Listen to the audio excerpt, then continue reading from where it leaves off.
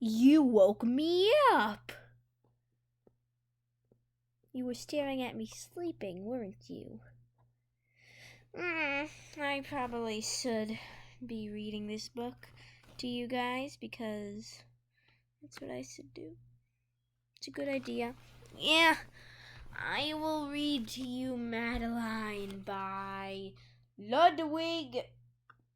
I can't read what that said. I don't know what that name is. It's too long. I'm sorry to whoever wrote this book. I don't know your last name. Madeline. In a house in Paris that was covered with vines, lived 12 little girls in 2 straight lines. In 2 straight lines, they broke their bread. Oh, I'm so happy. And brushed their teeth and went to bed. Simple life. They smiled at the good and frowned at the bad. And sometimes they were very sad.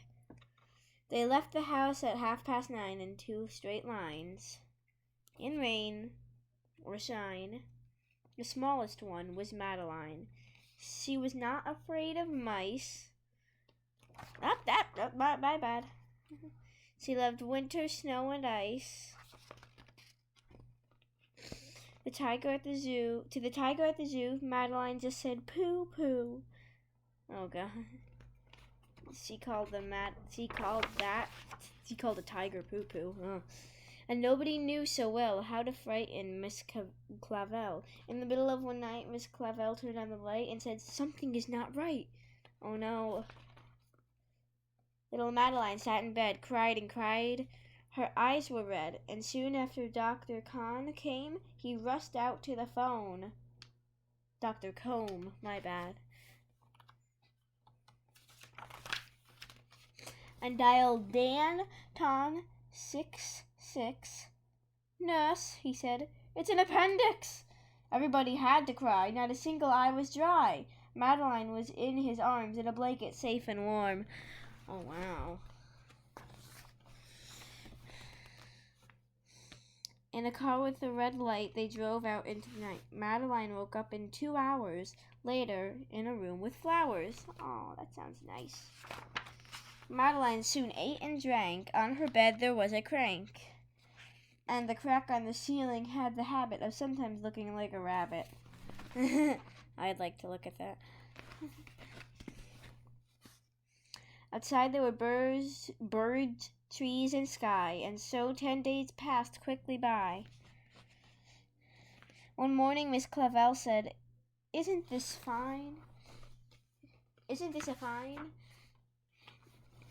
day to visit Madeline?" "Visitors from 2 to 4, read a sign outside her door, tiptoeing in with solemn face, with some flowers and a vase.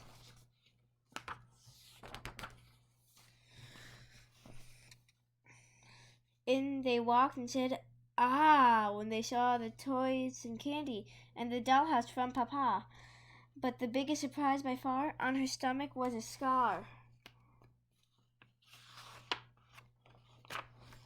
"Goodbye," they said, "we'll come again," and the little girls left in the rain.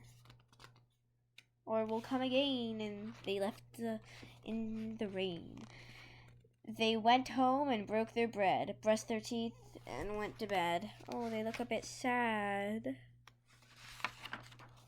In the middle of the night, Miss Clavel turned on the light and said, "Something is not right," and afraid of a disaster, Miss Clavel ran fast and faster, and said, "Please, children, tell me what is troubling you." And all the little girls cried, "Boo-hoo, we want to have our appendix out too." They miss Madeline. Oh.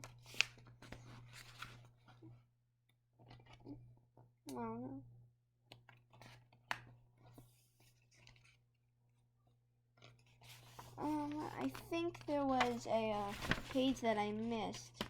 No, I didn't. My bad, I'm sorry. "Good night, little girls. Thank the Lord you are well. And now go to sleep," said Miss Clavel. She turned out the light and closed the door, and that's it. That's all there is. There isn't any more. Well, I hope you enjoyed. It's me, Cray Cray Harmon-ay. Harmon-ay Harmony, done with her book.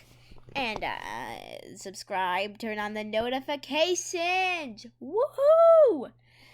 And now that you did that, unless you didn't, but that's okay. You should also like.